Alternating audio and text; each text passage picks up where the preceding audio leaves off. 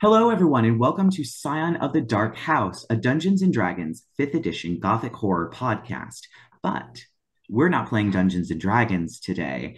Due to a few scheduling things, we're going to be playing a different game called You Awaken in a Strange Place, made by Jacob Andrews of Drawfee fame. It is a fully improvised TTRPG, so we will literally be going through the rules while we are preparing to play. Um, so don't worry, I've seen it played a few times. It's pretty easy. There'll be a lot of player participation in world creation and character creation and all of that fun stuff. So we're gonna have a blast. All right.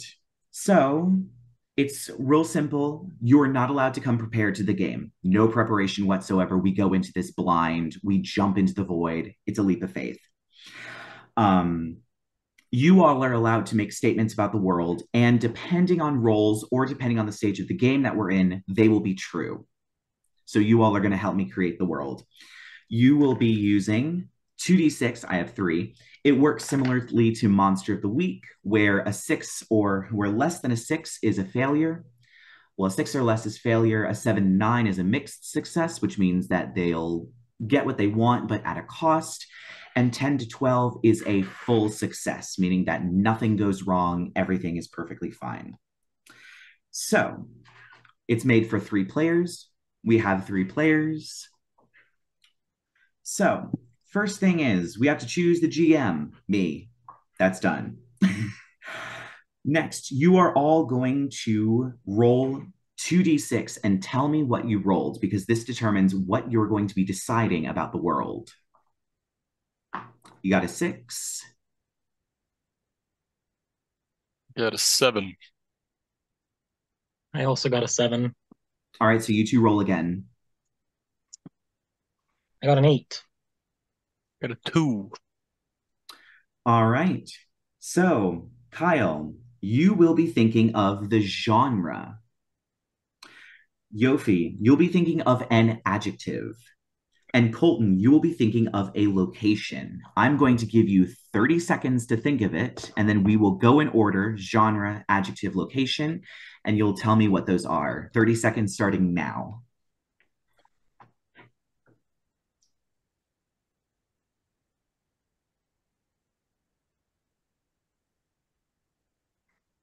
Can my genre be 2 words? Yeah, it just has to be one complete genre. Okay. Like Gothic horror is a genre, but it's 2 Okay. words. Murder comedy.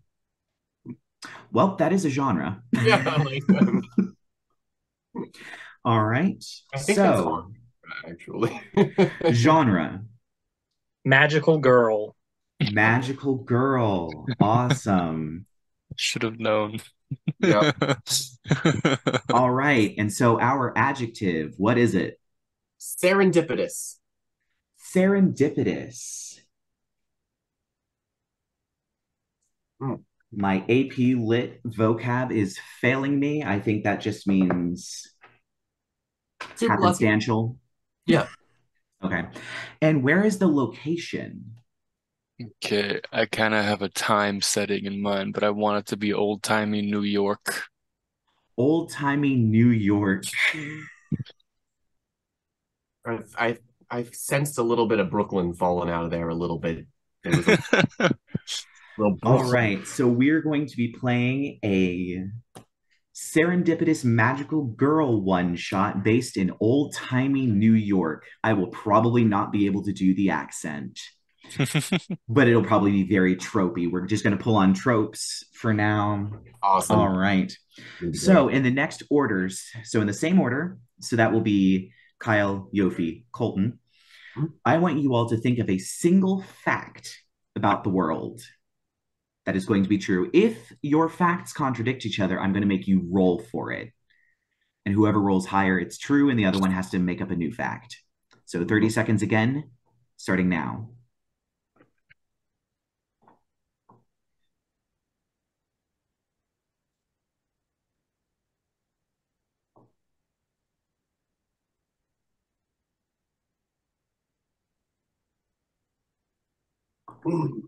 Are we all ready? Yep. All right. What is the first fact about the world, Kyle? Cats have 9 lives for real. Cats have 9 lives for real.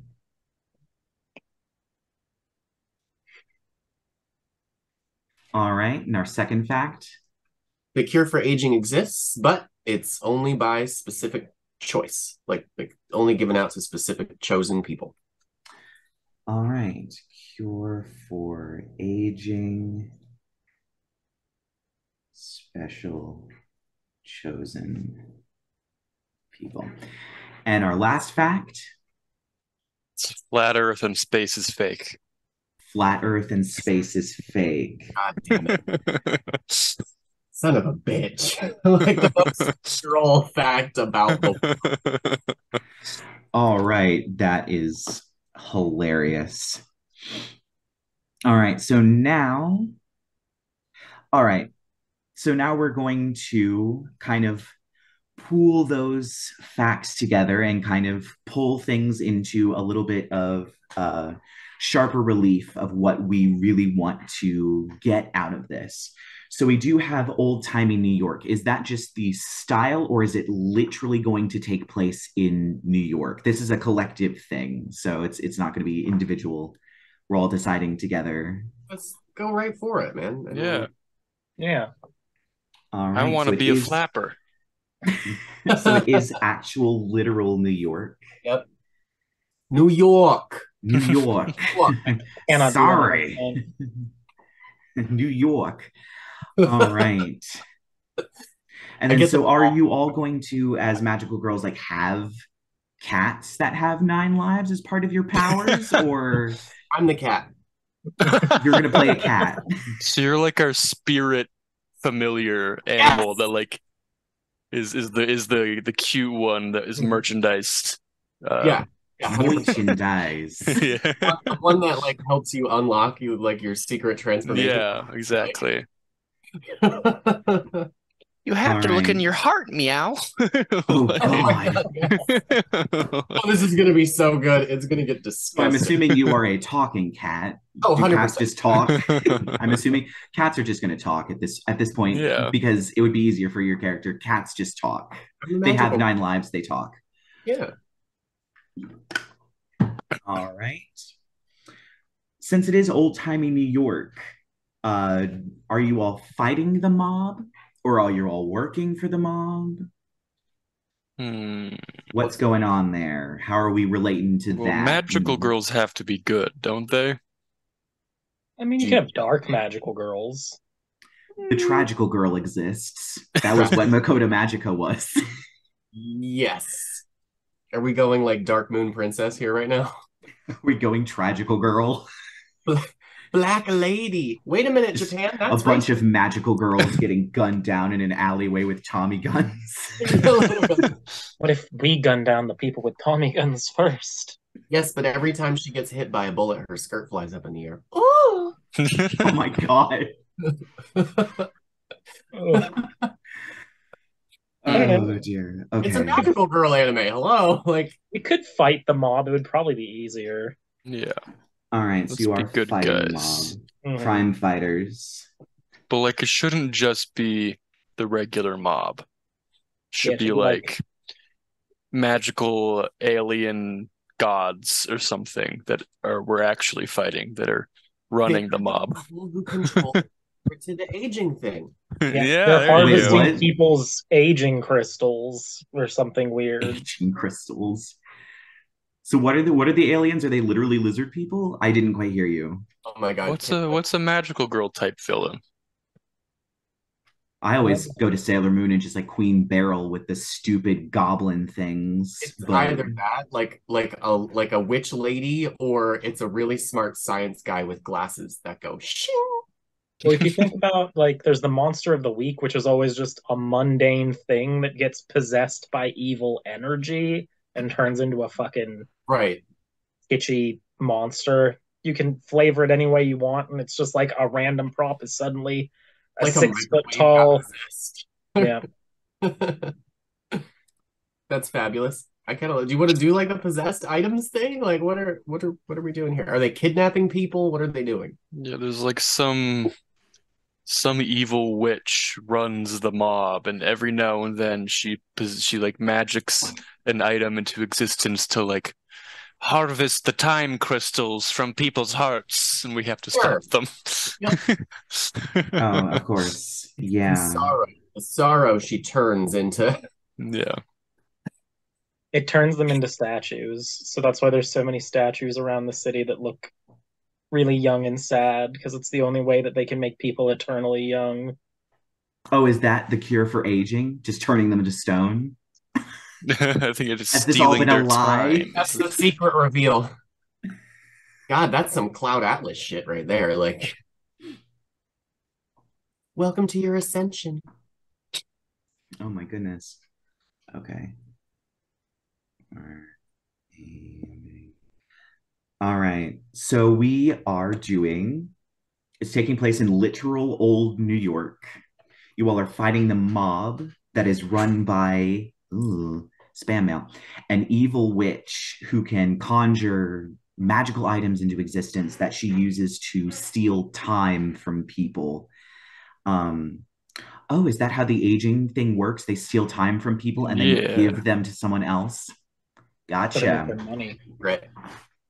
All right. Yep. One moment. Time to aging people cure. All right.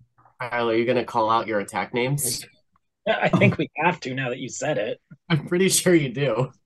Yep. Let's So add we that are as going to have a brief break so that I can actually write the damn thing. So in that break, please do come up with your attack names, like just Oh, three. I'm not going to make you come up with a whole bunch, just three attacks that you can use. oh, look All at that. right. So this next one I'm adding that is. to world rules that we have to call out our attack names. Oh, yep. I got to do that too. Yep. And Sorry, Colton. since you did that, if you make an attack and you do not call out the attack name, the attack will not work. It will just be rolling a 6. Oh, that's fantastic. Yep. So you got to call them out. I'm so ready for this. Okay, wait. All right. All right. So this next one is going to be very interesting because we're going to make your stats. So the way this is going to work is one by one. Well, you all are going to privately write 4 action verbs. They can be things as broad as dexterity or something as like very specific as like lassoing or beanbag throwing or something like that. But the stats that you make, there's going to be one stat that you are good at. So that's going to get a +2. Another stat that you're pretty good at, better than the average person, it's going to get a +1. The next one is one that you're below average at. So it's going to be a -1. And then one that you are terrible at, -2. Now, when you make these, everybody else in the universe, including the other players, the villains, and the NPCs, are all going to get these same skills and are all going to be able to roll for it. And I can add bonuses behind the scenes depending on how good I think they are at things. But you're only going to be good at the ones, good or bad at the ones you make. You're going to be average at everyone else's. So I have to come up with 4. Everybody else has to come up with 4. Okay. What if ours overlap? Can we like roll off to see who keeps it and the other one has to make up another one? That's what we're going to have to do. Okay. But these ones are going to be specific to your character. So this is like thinking about, what type of magical girl or magical cat are you? So it's +2 is the highest, right? +2. Yeah, you get a +2, a +1, a -1, and a -2. Okay. So we're going to take a little bit of time for that. Oh, God.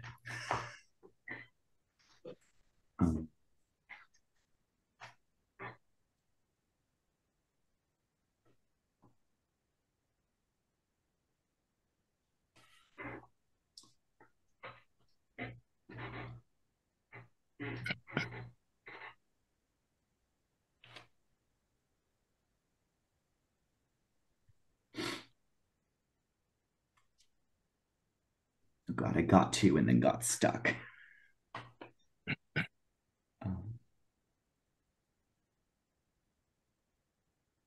Excuse me. So +2, +1, -1, -2. Yep. But that's only to the stats that you make. Every other stat that you get, the 16, well, the 12 other stats that you're going to get, it's all going to be +0.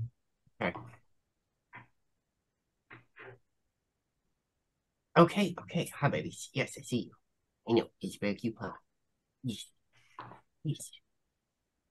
I know. It's very cute. You're a good girl. I just need one more. All right. I have mine. One more second. Yep. I'll give you a few more seconds to finish. Yeah, yeah, I just figured out one of mine, so just a few seconds. I'll slam these together. Yeah. All right, I'm good. All right. We'll just keep the same order. It says to roll them again, to roll the 2d6 again and redo the order, but I'm not going to do that. We're just going to do this the regular way. Just Kyle, Yofi, Colton. Okay. Sorry, I just need like 2 more seconds. I'm sorry, I need to figure out my minus ones. It's fine. It's They fine. need to be like just actions and activities, right? Yeah, actions and activities. You can't have things like, oh my goodness. I'm trying to think of one that you wouldn't be able to do.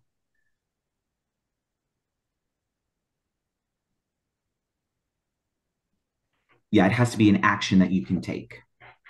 Oh, okay. So these are more like qualities and yeah, I definitely did that wrong then. Yeah, it's not like charisma. Okay. Like you can't have charisma, but you can have like strutting or showing off or something like that. Okay. That just gave me the perfect. Okay, I'm ready. Okay. So my character has +2 into the subtle art of necromancy. Necromancy. Let's change that to raise the dead because that's an actual verb. It has to be a verb. So we'll change that to raise the dead. All right. And what are your other 3? +1 to gymnastics. God damn it. -1 to cooking. And -2 to showing off. All right, so let's find a way to rephrase gymnastics into a verb. Perform gymnastics. That's what I wrote. Perform gymnastics, okay. So now I gotta come up with another one. God damn it.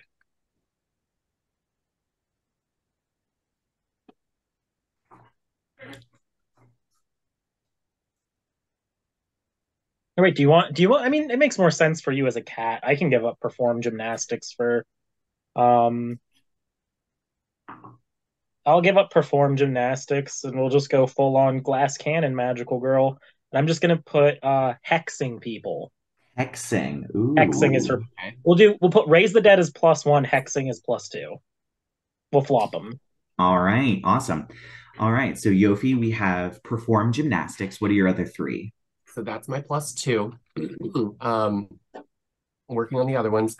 Second one is going to be recall information. That's going to be my +1. Awesome.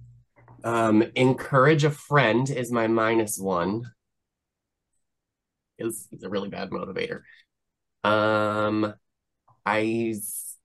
still haven't thought of my 4th one yet. Can you like roll back around to me in a second? Yeah, I'm still working. Oh my god. I had to redo all of mine. Oh no. Okay, so I'll do my 4 just so that we can take mine off the table. Dodging. Fast talking. Shooting and drinking. Because it's old timey New York. And I knew you all were going to go for magical girl shit. So I was like, I'll give you some 1920s abilities. You know how to shoot, you know how to drink, you know how to fast talk, and you know how to dodge some goddamn bullets. Nice. Okay. Oh, so make sure you add those. Oh my gosh. Wow. All right. You know what? My 4th skill, which unfortunately is going to be the -2, is blend in. Blend in.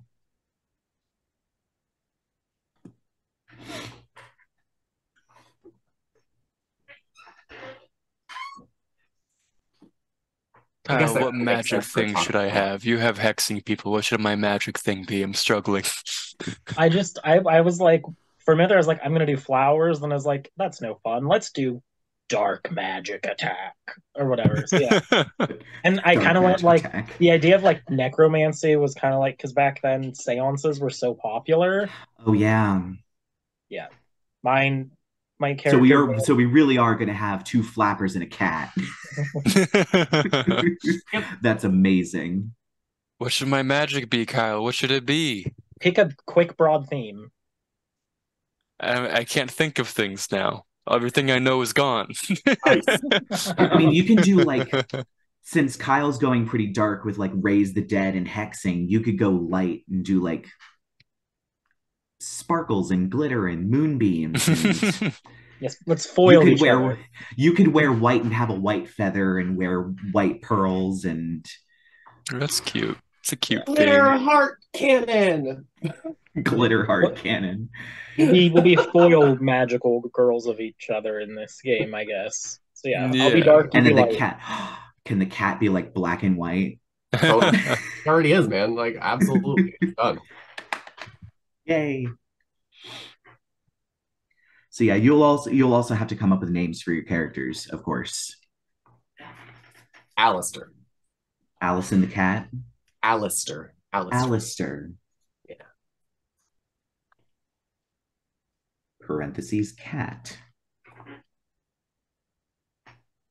Lena, shut up.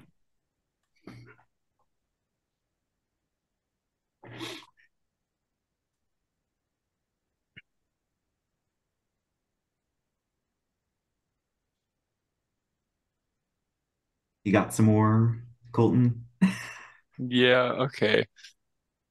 I'm struggling. Yeah, this part was hard. This part was not easy. Can I have yours again one more time, real quick, Kyle? I didn't write anybody Hexing else's down. Oh, I'll read them out at the end. Don't worry. Okay, cool. Okay.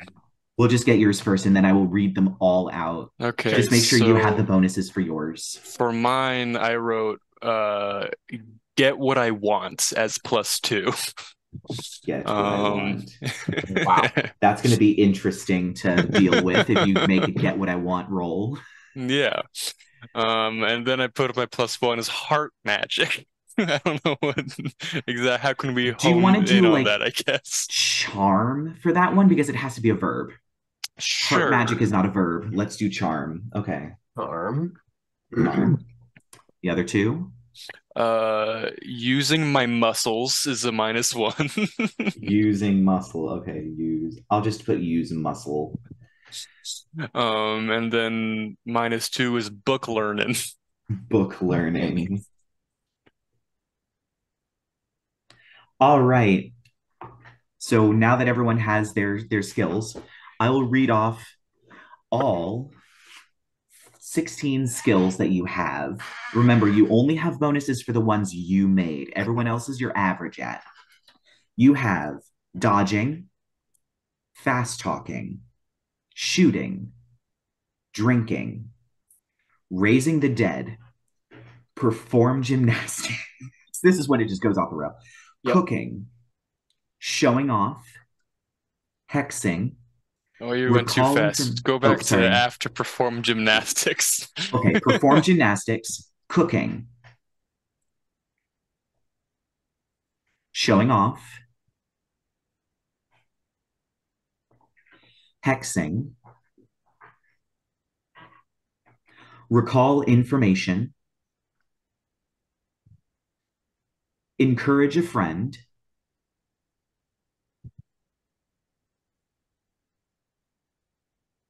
blend in, get what I want, charm, use muscle, and book learning. We have We one more. should probably establish a hard line between recall information and book learning because they are two very different things, but there are a slight overlap. So how Yeah. do we want to separate the two? In my brain, book learning would be like gaining new information. Right. So you actually have the book in your hand and you're You're like reading it or speed reading through trying it. to study Sure. or something. Okay, and then recall information is like wait. Yeah. Okay, gotcha. All right.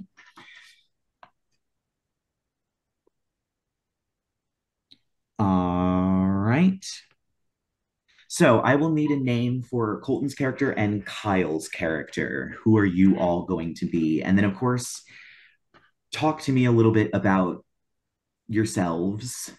What, like, just like a brief sentence of like, this is who I am, just so that I can have something to work off of when I go into the break.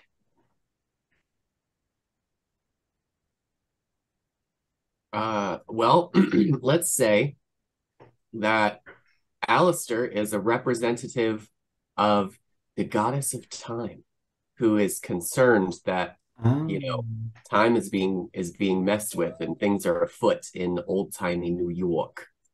So, so you're the she, Zordon to their Power Rangers. yep, she Well, sent you're me to serving the Zordon to their yes. Power Rangers. She sent me to shepherd the magical girls to stop the heinous heinous the heinousness. All right.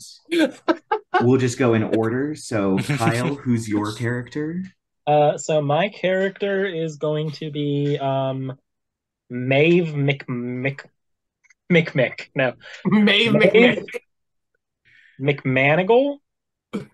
Sure. She is a somewhat failed medium who like holds seances for the rich people in town, but she's really actually bad at her job because she doesn't like really being that much of the center of the attention, but she's always been Hmm. like, these people need to be heard. And she's not doing it as an act, which is throwing people off too. Ah, all right.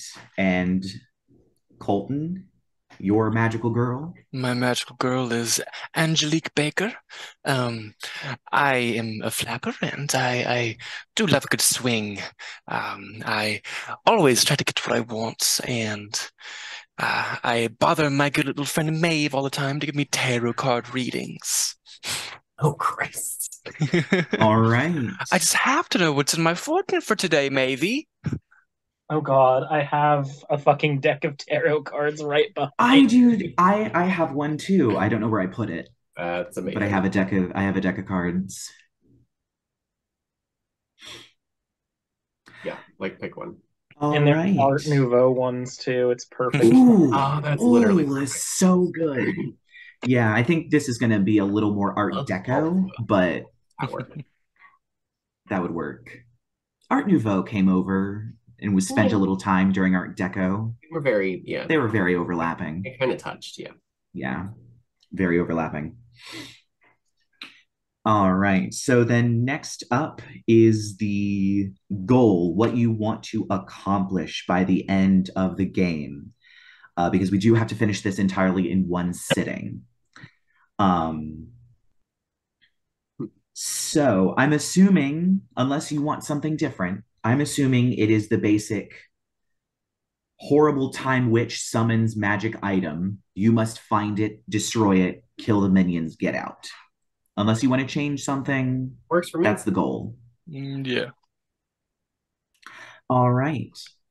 So we're all going to take a 10-minute break and I'm going to write the actual one shot and we will all be right back. There will not be a break in this recording.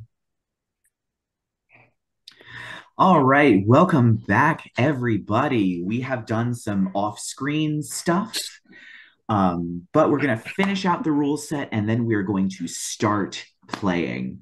So, just so that you know, each of you are going to be receiving 10 hit points. So, if you get attacked or if you get hurt, you'll lose one of them. If you lose them all, you die.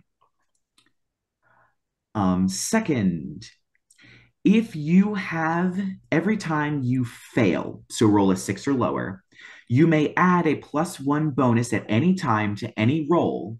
You can also add a +2 if you had 2 failures, but you cannot add more than +2 to those rolls. Um, Wait, can you explain that again? It says, anytime you roll a failure, mark down a tally on your paper. Each tally represents a bonus +1 that you can apply to Okay. any future roll to a maximum of +2 on a single roll. Okay, so you can't add it to like the thing you're super good at, but any other roll you can add it to. Okay. And we can stockpile those, but once we burn them, we lose them, right? Yes, you spend them to get that bonus, and then your pool shrinks if you stop failing. Basically, a little way to like boost you back up. Also, you can always assist. So you'll be rolling. You'll pick what skill you're using to assist your friend, which could be encourage a friend. But then you'll have to roll it. And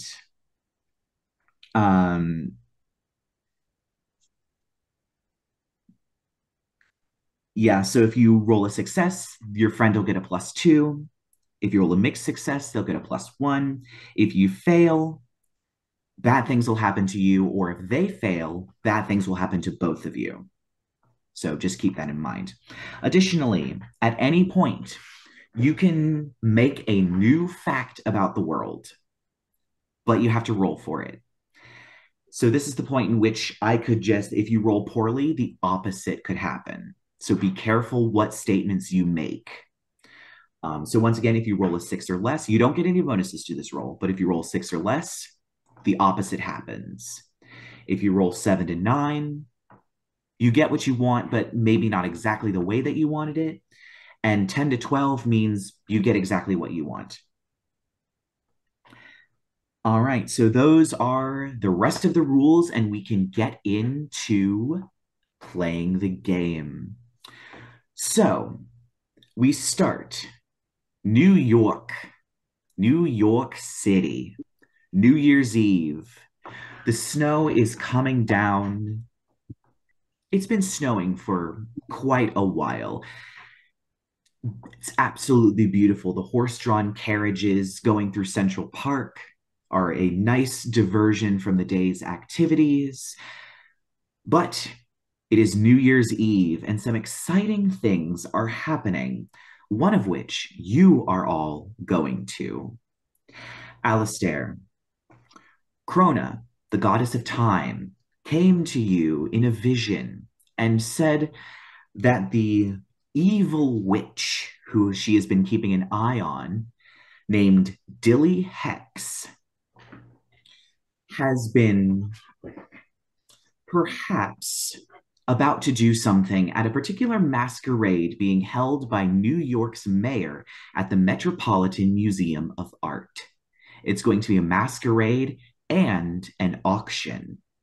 Krona believes that Dilly Hex has created a magical item to steal all of the time from everyone in the building in a single blast. For some unknown reason she cannot divine. And she is sending you all in to find it. Get rid of it, and get out before the mob is on to you. So we are going to start in the Metropolitan Museum of Art. The masquerade has been taking place in one of the massive reception halls, although you are allowed to wander the museum. And they have just called that it is about 10 minutes until the auction is about to start. So where are you all? And what are you all doing? And also, of course, while you're doing that, if you'd like to introduce yourselves, because we've made the characters, but... Oh, you're muted. I was just like, right, yeah, okay. Oh, okay. I imagine Alistair. Okay, so Alistair's a magical cat being. We don't know what he is. He looks like a cat. He can talk, and he's helping the Hands of Time.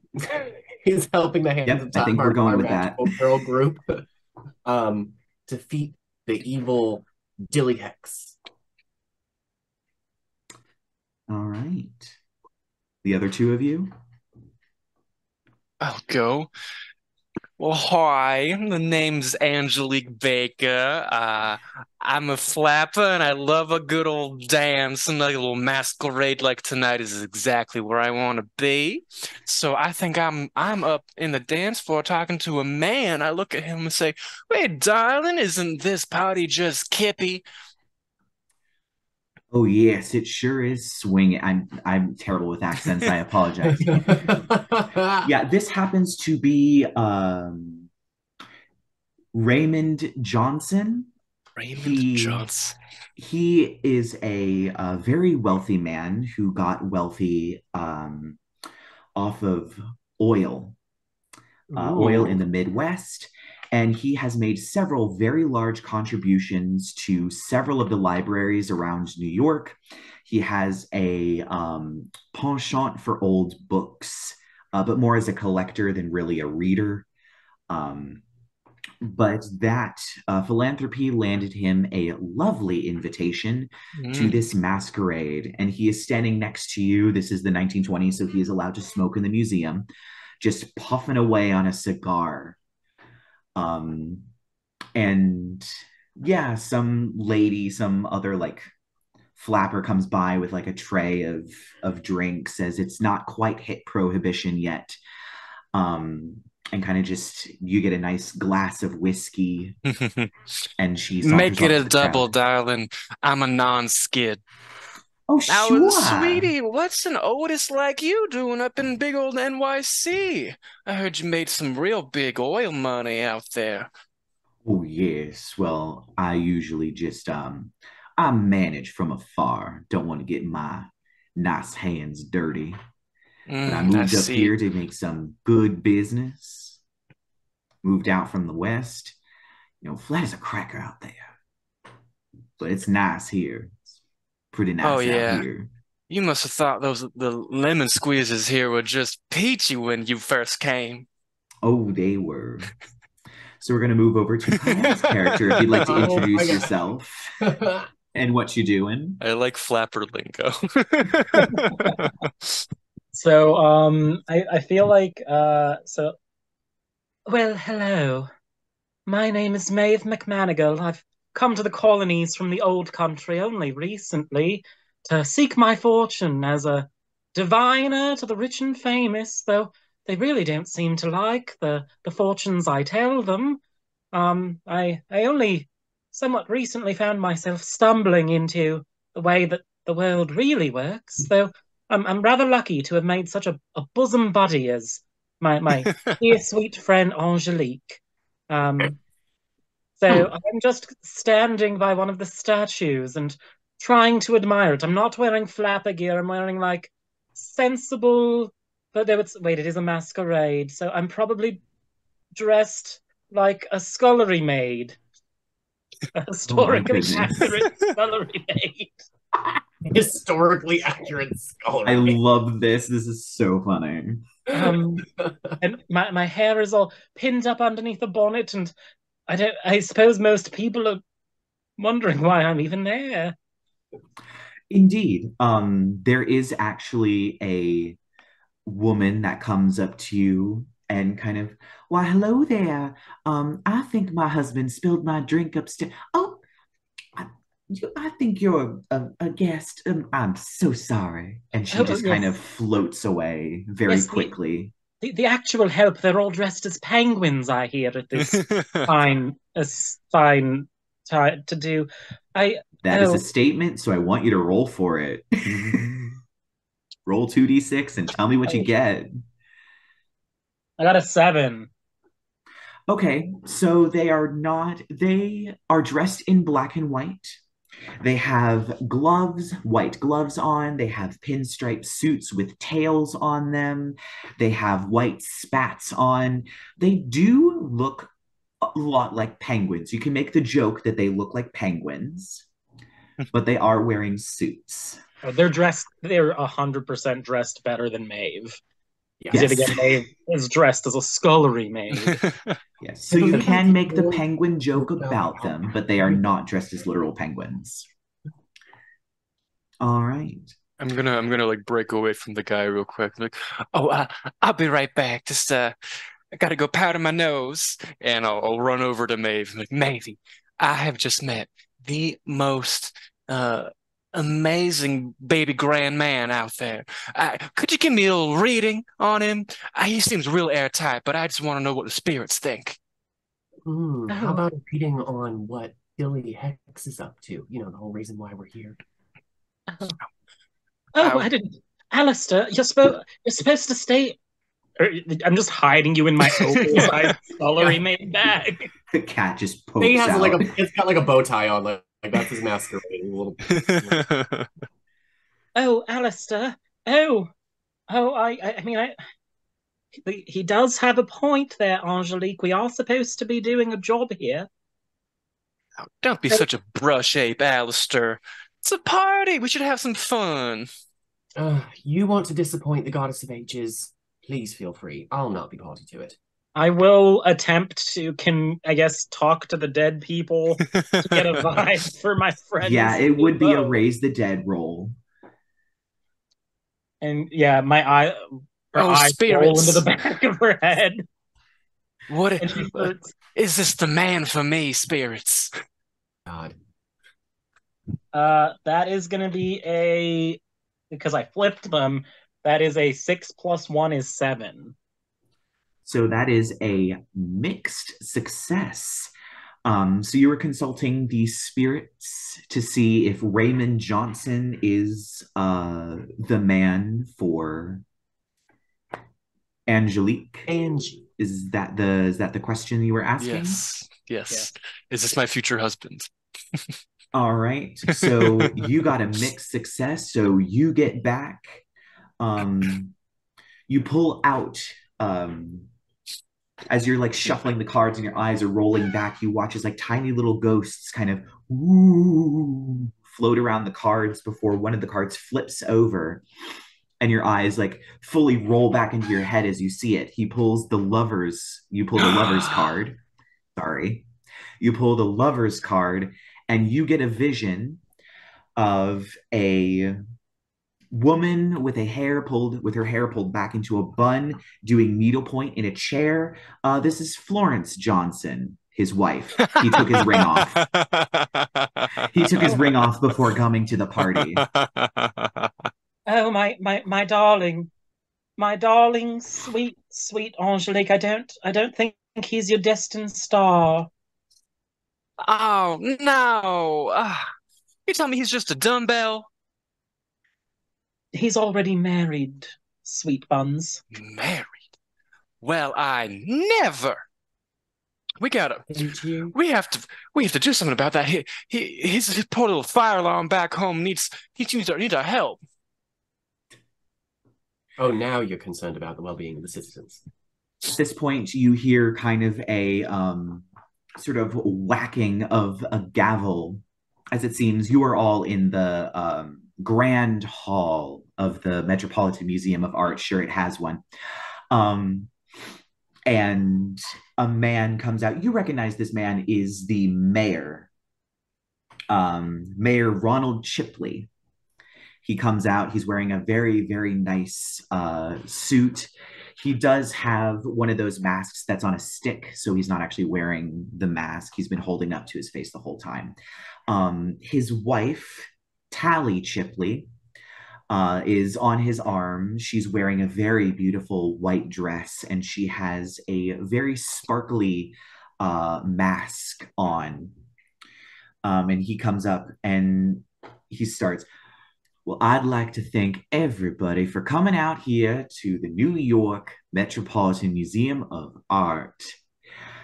We had a wonderful night, but now it is time to bid on some interesting items. All of these are going to be going to charity, local charities that help feed the homeless. And as philanthropists, I'm sure you all will be delighted to buy these interesting items. I will say at this point, you, Alistair, know that Krona specifically mentioned the auction. That there's the I was literally just about to RP that. Yeah. Well, then let's RP it. Okay, cool. Yeah. Something like let's say Alistair's like, hush up, ladies, the auction is starting. We must find the artifact before the last item sells. Well, could Krona just give us a bunch of money? We can buy all of them. Uh, uh, I don't think that's exactly how she works. Can I maybe roll to recall information about what the artifact is? Yeah, you can, yeah, roll me a recall information. Cool. I got a 9. A 9. So that is a mixed success. She spoke about something sparkly, clear, possibly gemstones, glass, something of that nature, something that looks valuable. You, now, Angie, you should know by now that Krona's wisdom does not come in simple words. All I've got to go on is, I don't know, something glass, shiny, sparkly, a stone, something of that nature. Hmm. Well, You like the finer things. You shouldn't have any problem pointing it out. well, I do. I'll have to work my wiles, but I'll get that shiny little doodad we're looking for. I like how above game nobody came up with like a skill to like detect magic. Like Yep. a So this is single going to one be of us. interesting. It God doesn't mean damn. you can't find a clever way to use the skills you already have to try and detect magic, True. but you have to use the skills that you have. Yeah. Um, I don't suppose we should wait around here though. We should probably try to be more proactive instead of waiting for them to um auction it off. I think perhaps the storeroom might be a wise place to start. Eh, you're such a clever little kitty. Mm. And the mayor is continuing his speech, and he has moved forward a little bit. Well, I'd like to welcome our lovely auctioneer, um, Edward Dubois. If you'd like to come up here and start selling the items. And Edward Dubois comes up. The first item that comes out is a beautiful painting. It is of the Moulin Rouge at night with the lights reflecting off of the pavement. It's probably like 6 feet wide, 3 feet tall, in this beautiful gilded frame. And he starts doing the fast talking thing that I can't do to try and get bids, and people are starting to bid. What are you all doing while this item is being sold? Impatiently encouraging my wayward cohorts. Are you using encourage a friend? That is a skill. Sure. Let's use encourage a friend to try to get Angie to stop, I don't know, going for the D. Like, which was a 6. So That is a failure. So make sure you mark a tally on your sheet that you have.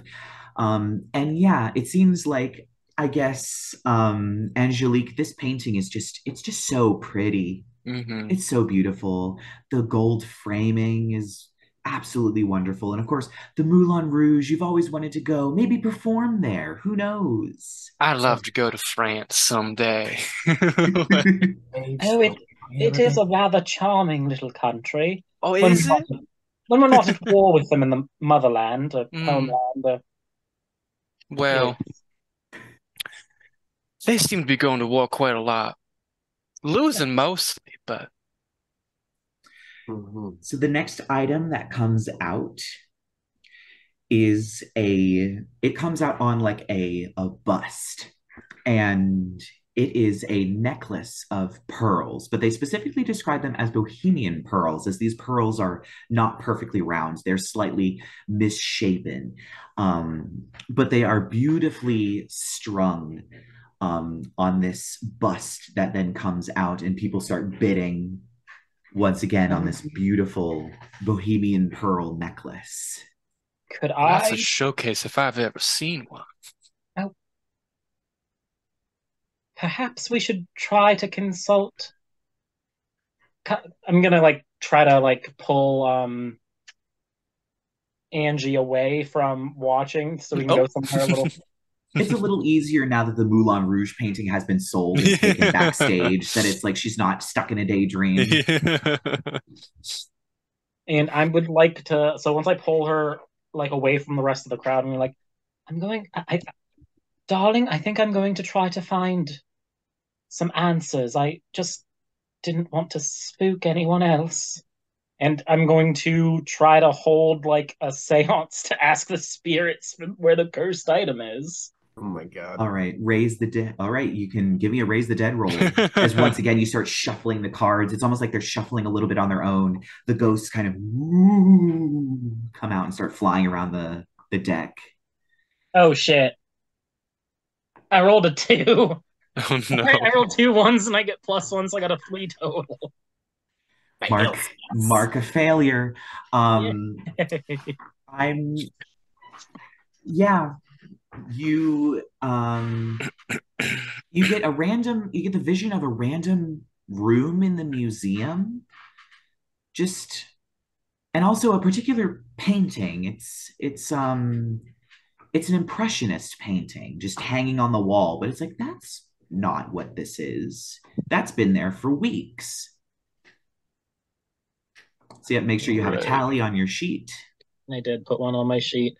Oh, well, wait. Oh, I don't. Oh, the spirits are confusing me.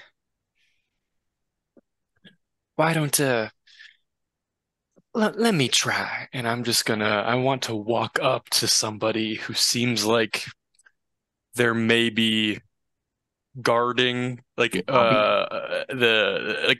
there somewhere I can see they're taking these items out of, like a different room or something? Yeah, so there's 2 doors at the back of the grand hall, that presumably lead to places like the kitchens or storage areas, or places like that, and presumably connect to things like the loading dock. And yeah, there is like a security guard standing there, almost kind of like a Bobby standing there, guarding the door. Guess I'll go up to him and just kind of at first be a little flirty, be like, "Oh, well, aren't you just a cute little porcupine? I'm Angie." I'm Charles. It's lovely to meet you. Oh, it certainly is, Charles. This party is just the berries. Certainly is. So how can I help you? Is there an emergency somewhere, or? Oh, no, no. You see, I heard there was just something extra sparkly coming, and well, I was just hoping you could let me see it. Well, I'm sure they will show it when they sell it. Oh, come on. I already forget his name. Charles, was it? Charles. Charles. Chucky Oh, boy. come, Charlie. Can't you just don't couldn't you just do me a little favor here? I want to get nice and close and I want to get what I want. Okay, roll me a get what you want. Love it. All right. Dang. Okay, that is an 11.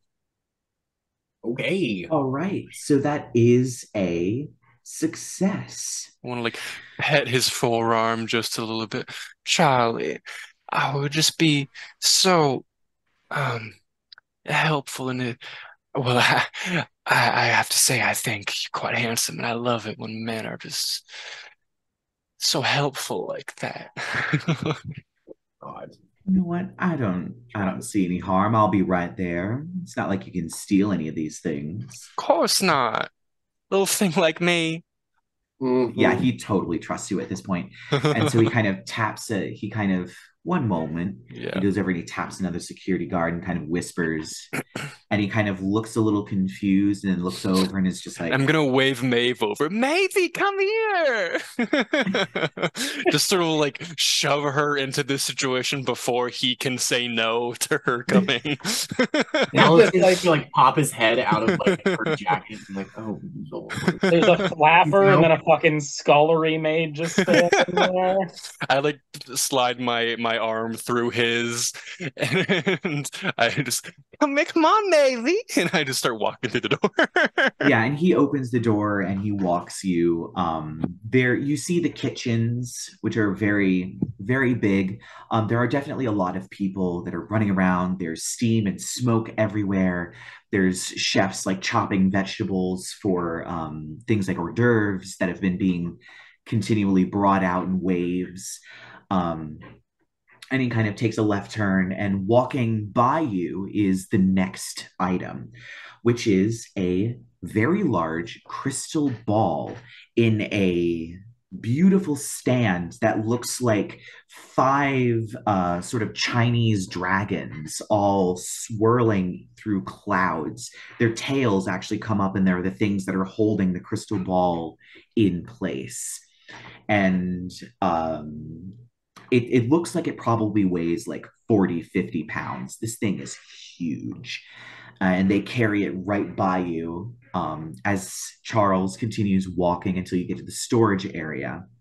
And he kind of motions in and he goes, well, you saw the crystal ball, of course, and the painting that was sold and the Bohemian pearls. It looks like all that's left is this, and he gestures. It's about a 3 foot tall replica of Michelangelo's David.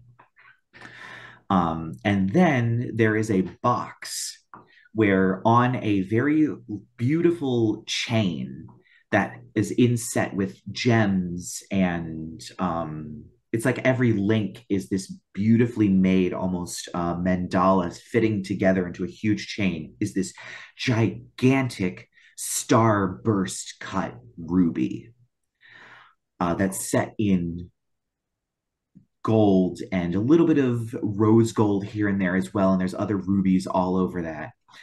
And he goes, that one is the showstopper. Can I perform gymnastics to jump into the box? Sure, roll me. All right. Do I have, if I ever want to give help, do I have to say so before they roll, or? I would say yes. So if you're Okay. assisting, assist now. I would like to. I will do, I guess, another get what I want of just This skill is going to be I very want to useful. just like make out with him. I want to just like pull him in and just like try to like run my fingers down his chest and distract him while my friend All right, jumps so in the you box. are going to roll a get what I want first. Okay. And then we'll have the perform gymnastics roll, depending on what. Yeah, and the Get a bonuses, +2. do you want us to call those before we roll? Like before knowing the results? The bonuses. Yeah, like the failure bonuses? Oh, yes. I do want you to Okay. call the failure bonuses. Okay, well then, yeah, I'm gonna, no, never mind, I'll save that. I'll save it. Got a 10. A 10. Yep. So that is a success. Hell He yeah. accepts. So that means that you get a +2 to this Sweet. roll of perform Which acrobatics. Also a 10. All right. So you leap into the box and you are standing in the box. It is a very shallow box with a glass lid, and you're sitting there with your paws on either side of the ruby looking down at this ruby. And I was like, oh, Charlie, I'm normally not such a seraph, but something about you gets me going. Oh my. Yeah, he's a bit starstruck, we'll just say, and just isn't Alistair, able like, to speak, like kind of a bit coughs tongue-tied. out loud. And he's like, oh, wait, I mean meow. So you were inside the box with the ruby. What you doing? Oh yeah, I was just kind of trying to point out that like I thought this was maybe the thing, so I'm just kind of in the box like meowing. Yeah, I think we all saw the gigantic sparkly thing. We're like, it's probably it's probably like... Can I, now that we're in the room with it, can I try getting a read from the spirits again to make sure that is the thing? Yes, you may. Yeah, let's try it again. I will use my +1 from my fail to make this an 8. An 8. So that is still a mixed success. So the ghosts start going around and woo, woo. I don't know what card you'd pull for this, the Hanged Man, I guess. And you see a familiar figure. She is on the floor of what looks to be a boiler room against the door, sobbing. Her mascara is running down her face. It looks like she has her hands kind of curled as if she's been pounding on the door. It's Tally Chipley. You also get a very dire sense that this is happening right now. What you're seeing is not happening in the past, it's not happening in the future, it's happening right now. But wasn't Tally Chipley? And am I getting a vibe that that necklace is like the cursed item?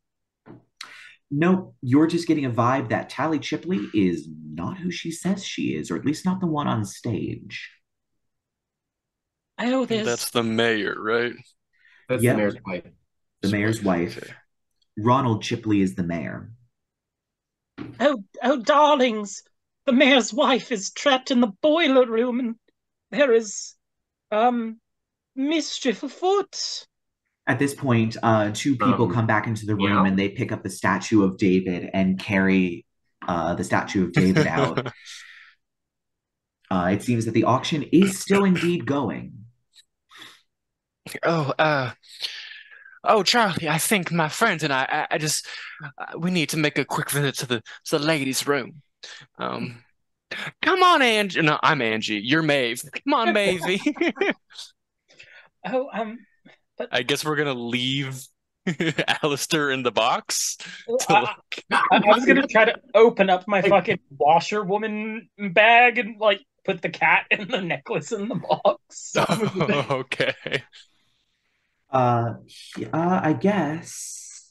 I don't know what that would be. Well, the cat can just hop in the box. I honestly don't know what type of role, and you all are technically supposed to be calling these roles and explaining to me how these roles work. I'm not going to ask you to do You know it. what? When she's done making out with him to avoid any weirdness, I just want to knock this guy out. What skill are you going to use to knock him out? So the fun part about just having a skill called hexing is that that's a broad magical ability. So I'm going to hex him to fall asleep and have some nightmares. Okay. Speaking the languages of the old world. All right, roll me a hex roll.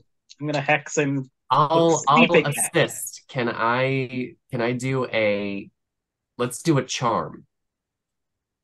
Oh, okay. You know what? I will let you, because charm is also a very broad magical term. It's not just being nice to people so that they're nice to you. It's magic. And yeah. So that is a mixed success. So that means that you get a +1 to your hex roll. Okay. Oh, I'm gonna need it. Okay, so that is 7 total. I'm sucking at these rolls tonight. Still a mixed success. Yeah, it is still a mixed success. So you watch as you conjure this magic around him, and he begins to fall asleep, but he starts fighting it. But it's clear that the magic has stuck, but he's a fighter.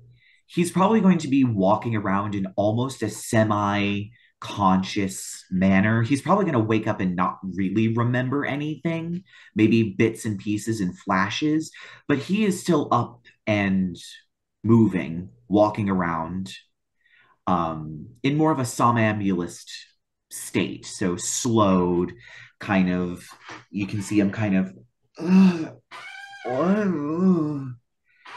but that Maeve, I is liked him. But Well, now that I darling, think that you're, speaking you're, cat was all a dream, then I suppose we can make our way to what exactly did you get there? we need to free the Miss Tippington. What was it? I can't remember her name. Chipley. Chipley. Uh, the Madam Chipley's trapped in the boiler room, which means there's a fake out on the stage with her husband. She, I don't know why I became Australian there for a minute, but I did.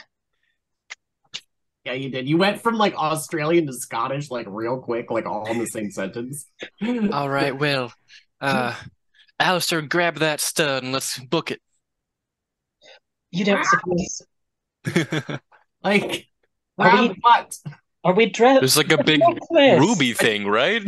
I haven't got opposable thumbs. Well, fine. I'll just come snatch it and put it in my And of purse. course, Charlie's just like, "What are you doing?" And he pulls the bat. Get away from.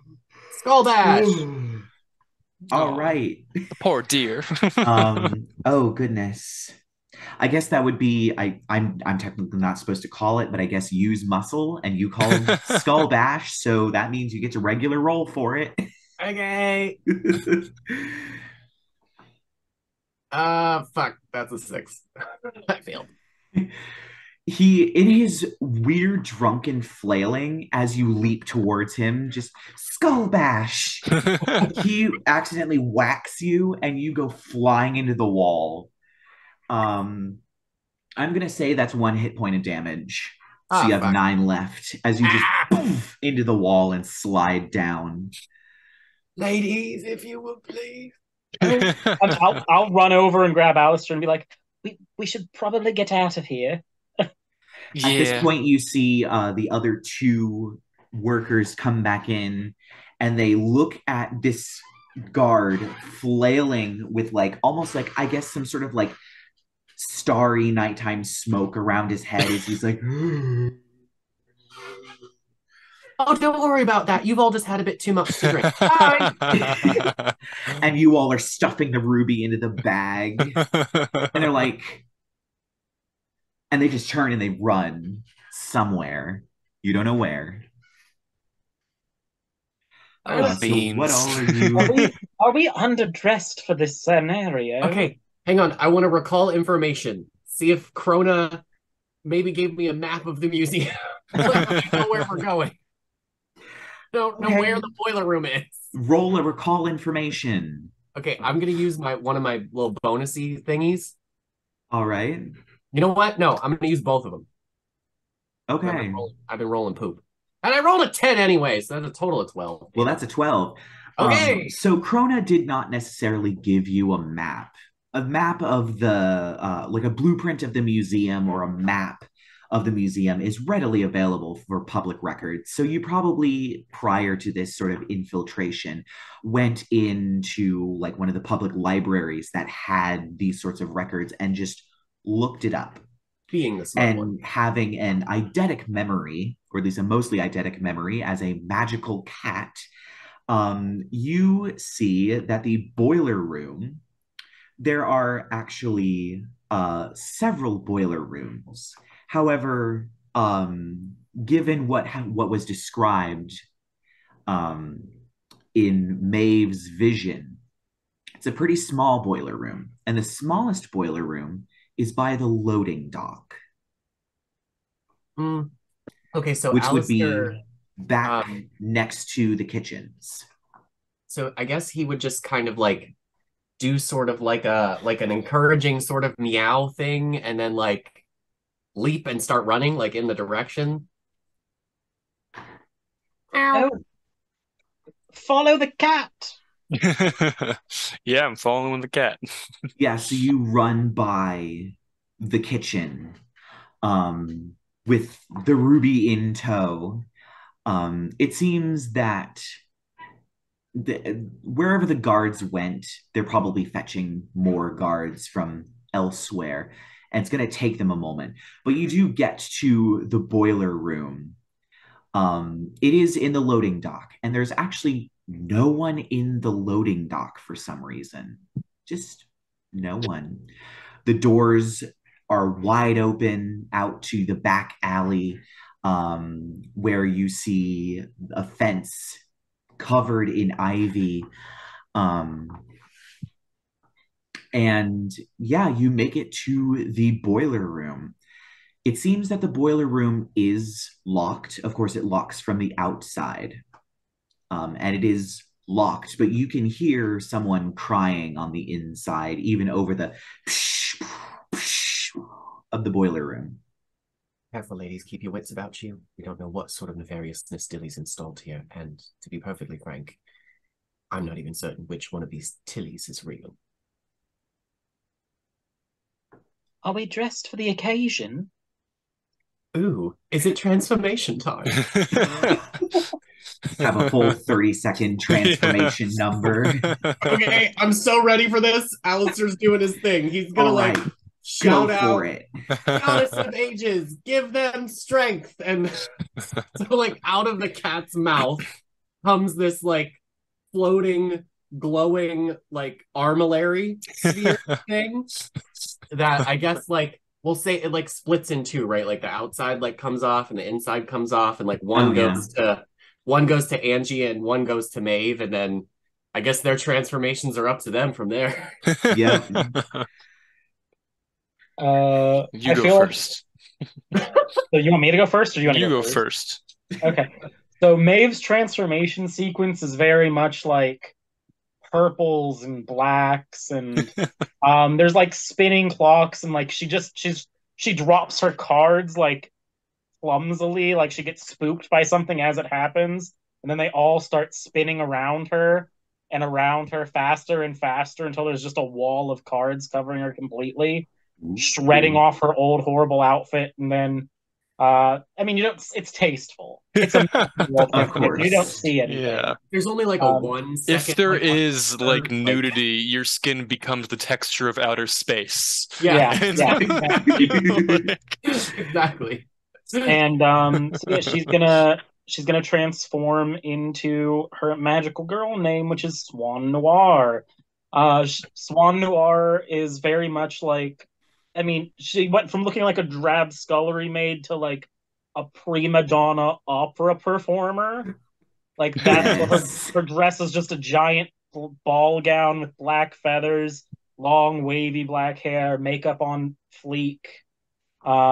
She looks eyelashes for days. Yeah, and she normally Maeve dresses a little, even when she's not dressed as a scullery maid at a masquerade, she dresses pretty non-assuming. She doesn't wear flapper clothing for the time period usually, just a simple hat and dress and that sort of thing when she's trying to do stuff. But we're going extra, so yeah, and she's just going to toss this wild mane of black wavy curls that fall perfectly down to the bustle above her ass, and she's just well, or no wait, I am the left hand of the goddess of time, guardian of the past, herald of regrets, and your time is up.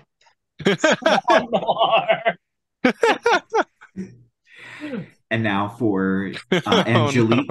Angelique. She erupts in a burst of pink and white energy. Her clothes falling away and very ribbon-esque, wrapping up in herself a new outfit that's very pink lady poodle girl-esque. And she has her hair kind of poofs out and turns into these big long ringlets of very bright pink hair.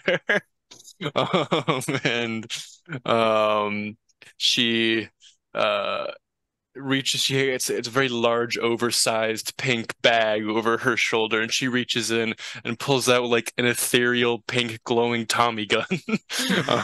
Oh my god. I love it. And she says, "The right hand of the god of time, guardian of time yet to come. I am Strawberry Songbird." things are about to get sweet. All right. And so, oh my God, this really is a magical girl anime. So your the cat has transformation to have sequence wrap up Yeah. will say that yeah, you do that, but it doesn't it like lasts for like a second. It doesn't really like take the whole like 60 seconds of transformation. So you are now standing fully transformed in front of the door that is still locked. You didn't even unlock the door. You just woo! Well, we needed to get ready, obviously. All right. So your obstacle is the door. How do you deal with it? An age-old Call tabletop bash! No, I'm not gonna problem. Call back the door. You can if you want to. No. Okay. It was very quick. You, Songbird, darling, could you do your thing to the door? What if you Am have I like darling? Who future are you talking powers to? and you can like make it Yeah. rot or something? She's calling you Songbird, so she's like, Oh, shoot the door. right. Yeah. All right. Heartbeat repeater. Oh my And God. I'll Okay. shoot my Tommy gun at it. All right. Oh God. So I would argue that's a charm because I'm shooting like little hearts at it. I will give you a charm. I will give you a charm roll. Heartbeat repeater. All right, that is So a dead right now. 8. That is an 8. Okay, so that is a mixed success. So you blast the lock off of this door. However, turns out the door opens inward, and you hear a horrible thump, thump, thump, thump, as Oh, shit. the door flies open, and you see Tally Chipley having been thrown forward by the door, smashing into her. She does like very shakily get up. She is in total hysterics. She runs out and is just screaming, "Run for your life!" and just runs, books it.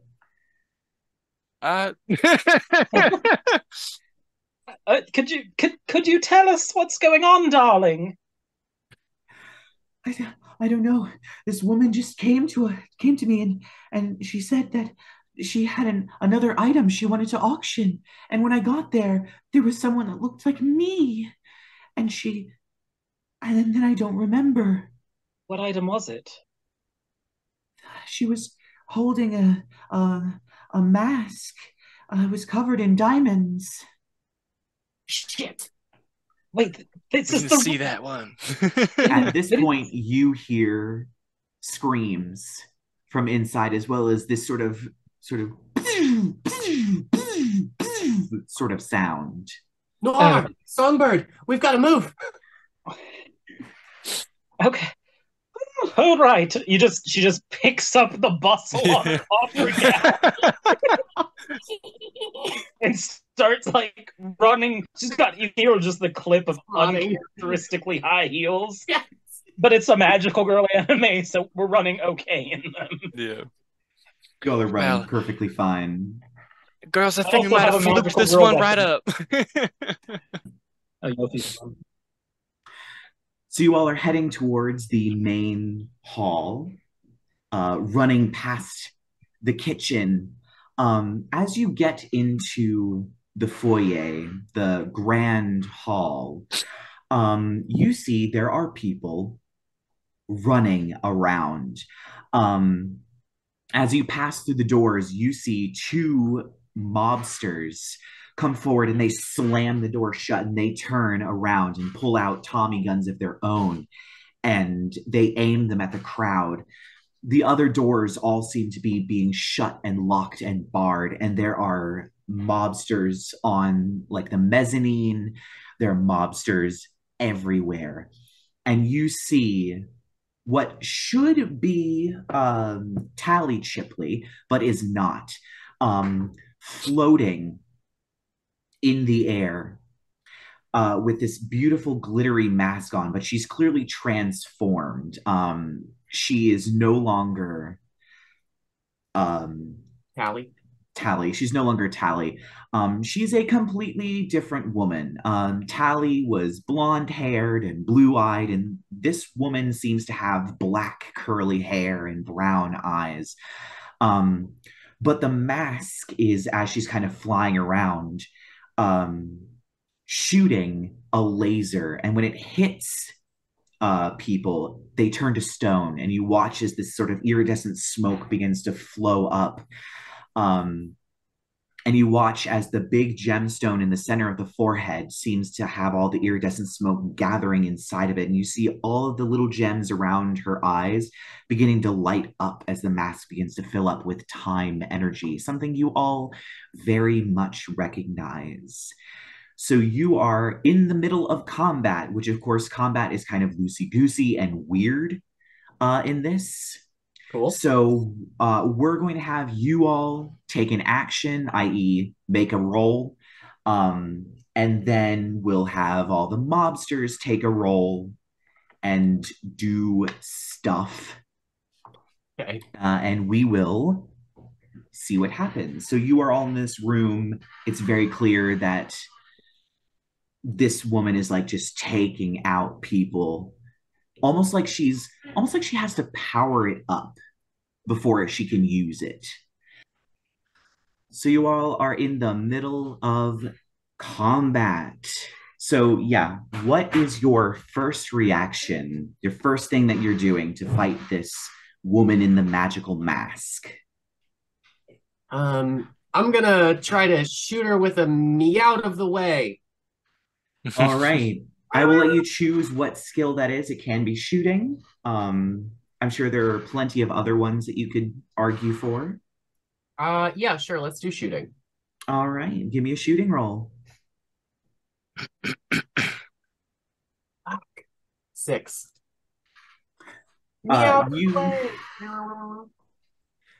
As this cone of energy goes out, it seems that whatever force is keeping her up in the air is strong enough to resist the blast as she is only buffeted in the wave of your sonic meow. And she looks down, clearly going to do something. The other two of you have a single action you can do before I start doing things. Songbird, we need to help them get out of here. And I'm just Swan Noir is gonna break off from them and go to like the nearest exit that has the people with the two dudes with the Tommy guns, and she's just gonna like reach down to her bodice and pull out. There's just like smoke as she pulls out her own weapon, which is just a fucking microphone, like All a right. old-timey standing microphone that she croons the words "Danse Macabre" into, which is one of her attacks. Yes, you called it out, so you get to use it. Yeah, so she's gonna Danse Macabre these two. I am literally crying. And it's an 8, which is a mixed success. I just want to like get these dudes out of the way. So I will say yes, they do wander out of the way. It seems Dance Macabre definitely deeply affects their bones. However, as they fight it, they do end up squeezing the trigger of their Tommy guns. So as they're jerking forward and walking in this very weird way, they're just spraying their Tommy guns in the air. Strawberry Songbird, what you doing? Voice next time, Maeve. So there's still like lots of civilians around, right? Yes. Yes. Okay. It seems whoever this witch is still shooting them with her magic time ray. I think Strawberry Songbird is going to prioritize getting the civilians out of here. All right. How would you like to do that? First, I'll like strike a magical girl pose and say, "Fear not, the hands of time are here to save you." And I'll say, "Let me give you some butterflies." And I want to use my charm magic to create a bunch of big butterflies that will like grab people and fly them away. All right. You're going to call that attack? Oh. I'm going to call it a charm. Yeah, but you didn't call the magical girl attack. Let's give you some Yeah, give you some butterflies. butterflies. Okay, give you It some was just butterflies. that All bad. right. Yeah. Yep, No. roll me a Yeah. charm roll then. All right. That is a 10. The arms is what got me. It was Yeah. So exploding out of your dress and across your arms and out of your hands are these white and pink butterflies that swarm the civilians and fly them away in these clouds. Um, with a success, I'm going to say that these butterfly clouds are able to, they almost like slam against the glass ceiling of the Metropolitan Museum of Art's big grand hall and just smash the roof out and begin flying people up to the roof where there are plenty of fire exits for people to get down. So they start dropping them off It's on the literally roof. like freaking Gandalf's eagles right now. Well, anything can happen in this game. All right. So all of with the exception of the two that you dance macabre, the other mobsters, they're all going to start shooting. And I'm going to make this a single shoot roll. Oh, God. I'd like to imagine the butterflies were kind of scary at first. Like, like what? big butterflies with big wings making big noises and grabbing people. So I rolled an 11. So they all start shooting you. Fudge. And Damn. all of you are going to take 1 hit point of damage as these bullets are raining down on you. Can we dodge or no? Yes, I will let you roll for dodge. If you fail, you're taking 1 hit point. Can we all roll for dodge? Yes. So Before I roll, I what's cut a out. How mix? much damage is it?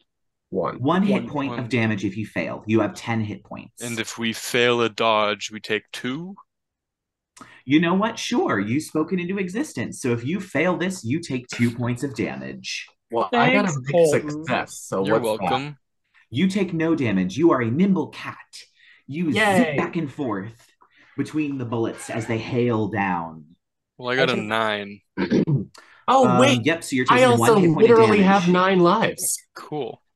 Yeah. Oh, true. You do literally have 9 lives. I forgot about that. So your hit points aren't technically hit points. They're literally lives as you they're die. lives. Yeah. So you died when you got batted into the wall. Yeah. Okay, that's actually fantastic. I like that. Yes. So I guess that means you have 9 hit points. So I you would just have changed 8 it. hit points left. Yeah. Yep. Which totally makes All right. sense. Like I'm little, like yeah. Right. So Angelique, you will be taking 1 point of damage as you are pelted with bullets, but they only graze your costume. And Maeve, what did you get? Maeve got a fucking 3. She's getting shot a lot. Apparently, being a prima donna opera singer makes you an easy target. Oh yeah, for this people to shoot at. huge dress, huge headdress. They're like, "Yep, we're aiming for that," and they just start firing. Yeah, you get hit for 2 hit points. So you and Alistair have 8 hit points left. At this point, the witch, as she's been zapping people this whole time, you notice that the mask has completely filled. It is now glowing. And she goes, "Well, I guess it's my time to leave." And she flies up through the hole that you busted in the ceiling.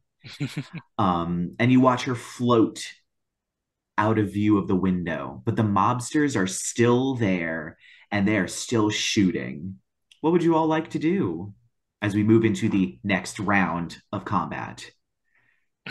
We've got to go after her. Right. And I mean, do we need to do anything to fly, or can't magical girls just do that? Can't we just say we can fly? I will say that you will probably need to make a roll for it. Okay, so would that just be my turn if I did that? Yeah. Okay, well, I'm gonna instead point my Tommy gun at her and do like a charge shot and be like, heart dart. And I'm gonna like do like a Oh big heart God. shot at her to try to knock her out of the sky.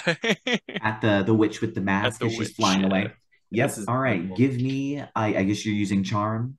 Yeah. How big exactly are her ponytails? Like, are they bigger than the rest of her body? Because Well, that her is hair. another 9. All right. Um.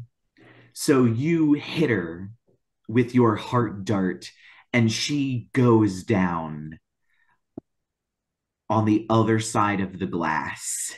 Shit! You watch as she lands, slams. You can actually hear her body slam against the window, but because it's sprawled out so much, she doesn't break the glass, and you watch her scrabble her way out over the edge. But it's clear she cannot fly anymore. Okay. I guess while she's focusing on that, I'm gonna try to. How many of these monsters do you think I can hit with a magical attack at once? You don't know. Give it a try. Because this is getting kind of annoying, like getting shot a bunch. Okay, So, wait. Hang on. I have an idea for whatever you're about to do. Like, okay, what do you still do want? it. Okay. Okay. Question for Spencer. Since I only have 9 hit points, can we do something like, let's say, I can call a 9 a complete success once per hit point, like cat's luck or something like that? Roll for it. Sure. Okay. How about a You only get the get what I 2d6. You don't want? get any bonuses. You don't get any Okay. bonuses. This is a statement about the world. So you don't get any Oh, bonuses. okay. All right. 10. That is a success. That means once per hit point, you can call a 9 a complete success. Fabulous. All right. Well, then I want to like magical charge up whatever Swan Noir is about to do to all the peoples. So I don't know. Let's do like a hmm. What skill do we want to use here? Let's call it raise the dead, and we'll do like a I'll channel the spirits of the past through my cat howl thing from Corona above to charge up Swan Noir's blasting thing. All right. Roll me a raise the dead before Maeve rolls whatever she's going to roll. Okay. And that is a 10. Ooh. So you don't need to use your cat's luck. Bam. So that means you get a +2 to this roll. Okay. I'm gonna. So Maeve's just gonna be like to all of the, I guess, mafiosos that are shooting at us, or as many as she can. She's just going to be like, "You wicked and terrible men are halting the progress of time, and no longer.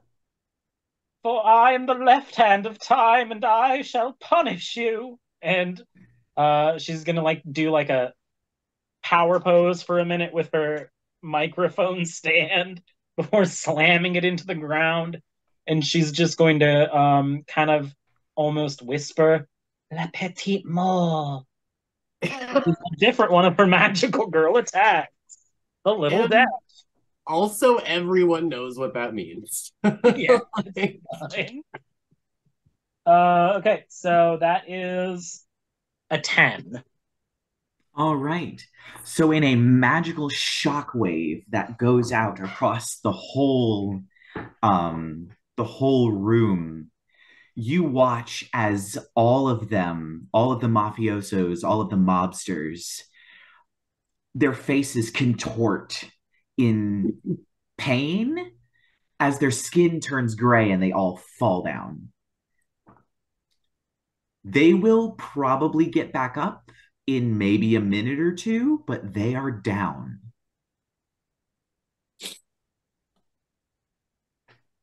Quick, we should get after her. And I'm going to make the statement that when we concentrate, magical girls can fly. somehow. Roll for it. Roll Hey, for it. You don't get any bonuses. Just roll 2d6. I forgot we can do that. We can just like, Yep. okay. That's an 11. Hell yeah. Yeah. All right. You have the ability to fly. Yeah, so Maeve just hops on her fucking standing microphone side saddle with the boomstick, and she starts flying up towards the thing. Oh, obviously you can hop on. Come on, Alice. So what is Angelique flying on? Is she flying on her Tommy gun? Just start shooting the ground. Oh my god, Like a yes, like Iron Man jetpack. style. That is It's just like a fantastic. jetpack. So you She is, managed like, to fly Candy up coated through the roof. It summer like punch. shoots bubbles when I do that. I'm also, while we're flying up, I'm going to shout and be like, anyone still in the room, make your way out before those horrible men get up. Oh, also, I don't need this anymore. And I just take the ruby thing out of my bag and I like pick it away. You just drop it as you're flying. Yeah, people, by the time you yell, get out of here while you can, there's already like the sound of wood smashing as people have literally ripped the doors down to get out. And there, as you fly over, you see people beginning to spread out across the streets of New York. You see carriages beginning to swerve in the middle of the street. You see lights along all the streets of New York begin turning on. You even hear like distant sirens begin to go off as people are obviously making phone calls that like, hey, shit tons of people are running out of the museum for some reason. And so yeah, as you land on the roof, um, you see the woman that was pretending to be Tally Chipley holding the mask as if she's about to break it. But as she looks over and sees all the people flooding, she slowly lowers it. And a shadow comes out of the sky and forms into the very familiar, as you fought her a few times before, hulking form, well, not hulking, but just tall form of Dilly Hex. She has of course, black hair that she has tied up. She has kind of a tiara on with, of course, like obsidian and onyx and things like that on it. She is wearing a slightly older style of dress. It just kind of recently went out of style as the flapper style sort of came in. And as she forms, you see some of the mobsters who have made their way to like fire escapes or things like that that weren't in the room where you cast your Le Petit Mort, beginning to like climb up with their Tommy guns. And of course, Dilly Hex snatches the mask. Well, it seems I'll have to deal with you all again. I'm not too pleased with you foiling my plans. You talked about stopping the progress of time. What makes you think I'm not moving it forward?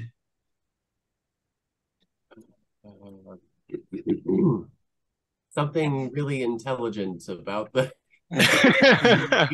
You're not moving time forward, you hag. We won't let you steal these people's time. You're halting Sacrifices must be made. Think about it. The greatest minds never have to die. We could have brilliant scientists and artists moving the world forward.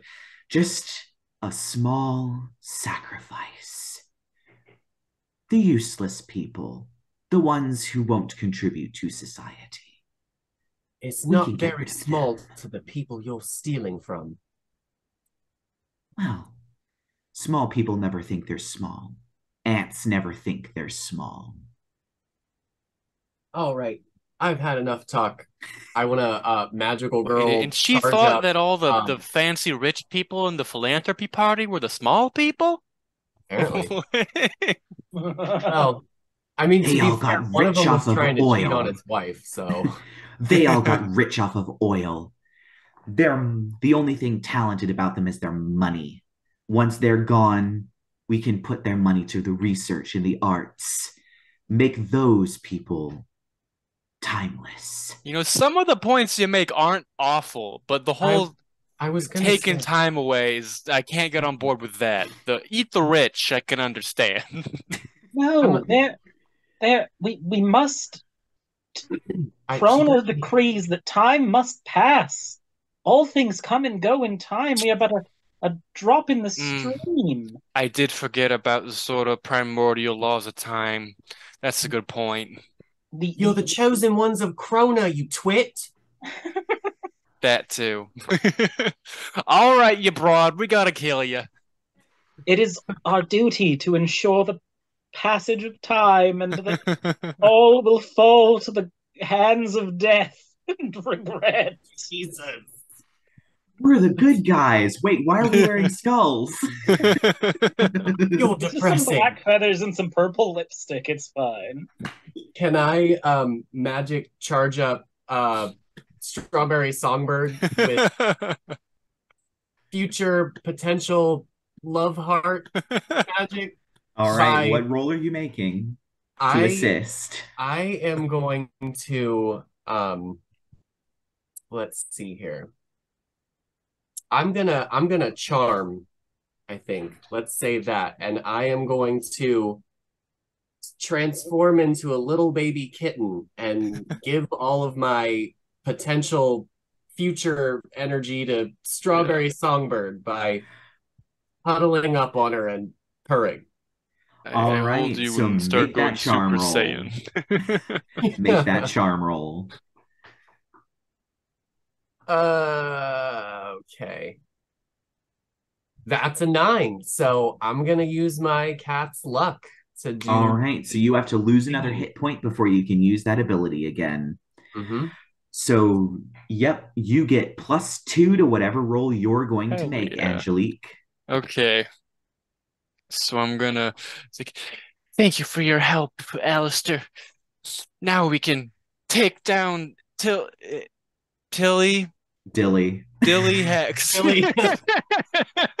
Checks notes. I've fought you 16 once and for all. times. This will be the last one, all right? Like, ultimate move.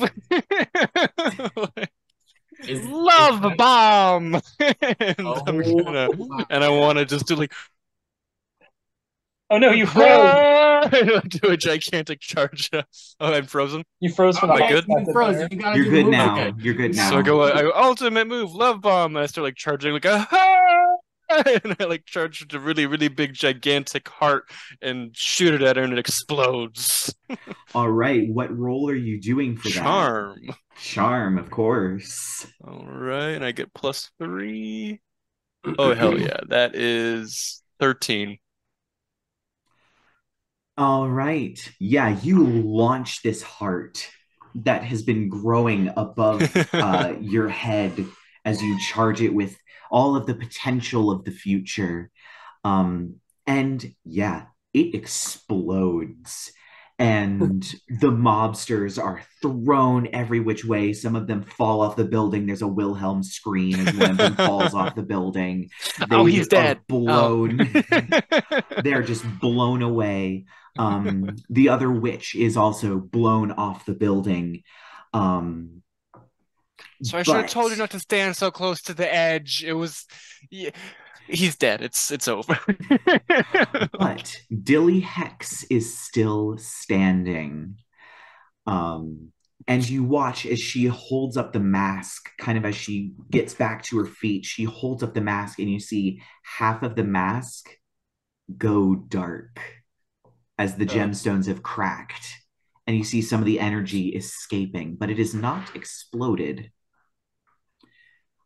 So we have you two and Maeve. What is Maeve doing? Well, I was gonna wait and see if like the ultimate move from those two worked out, and I guess it did. So if we break the mask, does the energy go back to the people she stole it from? You don't know. I mean, if you want to roll for that, you can. Statement about the world. If you want to make a statement about the world, you can roll for it. It's just 2d6. You don't get any bonuses to it, but if you succeed, it's true, and people will stop turning into stone in the ballroom. Sure. I'm gonna say that if we manage to like break the thing containing it before it gets transferred to another person, it goes back to the person she stole it from. Ah, fuck. That's a 3. Oh God. Oh, once it's taken, it's gone forever. Those people Oh are not God. turning back. Jesus. Oh god. We got the No. dark timeline. Okay. What just happened? That's what happens when you fail a statement check in This this just got game. so sad. So yeah, all those people that got zapped, they're done. They're just stone now. The time has gone other places. Perhaps some baby will get it. Who knows?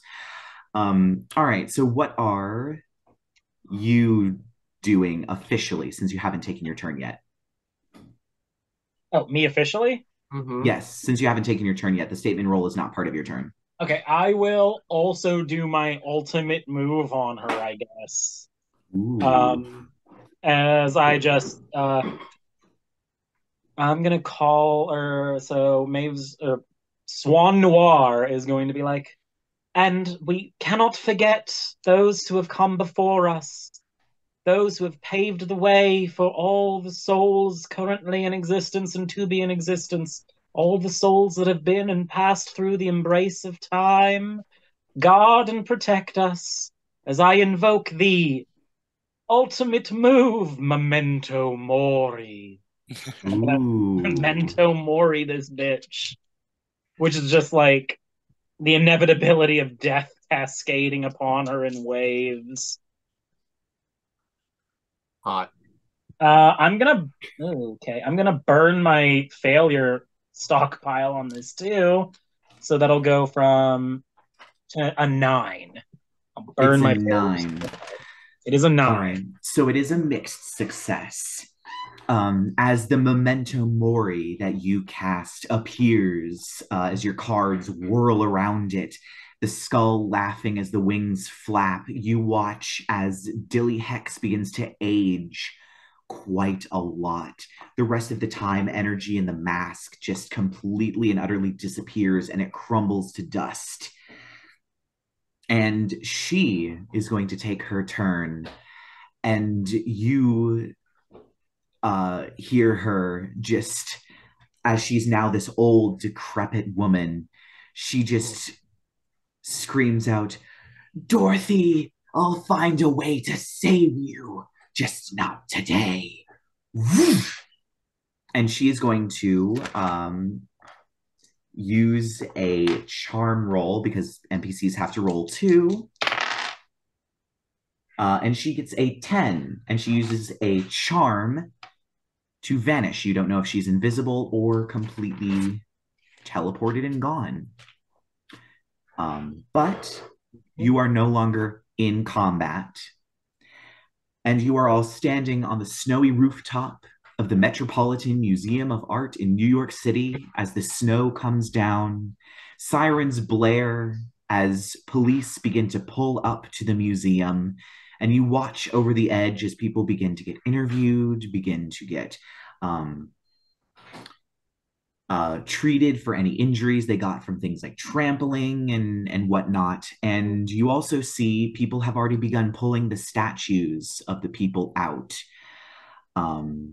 These statues have occasionally appeared in other places around New York City, but no one really knows what they are. But they started displaying them in Central Park. It's quite a lovely exhibit.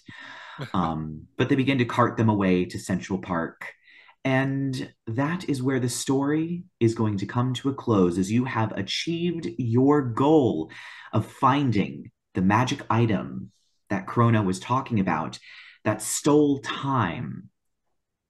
And you managed to get out before the mob got to you. So that is the end of the game. Hopefully we can play this again. This was absolutely fucking brilliant. I loved it. It really was. So hopefully we get to play it again. I will be playing it with a new group of people very soon. But hopefully we'll have you all here. Hopefully we can get Nino in. We'll have to tweak the rules a little bit, maybe add like an extra adjective or some other things. I'll have to look at the rules and really read through it. But hopefully we will do this again, and hopefully we will be getting back to the regular campaign very soon. So see you all next week.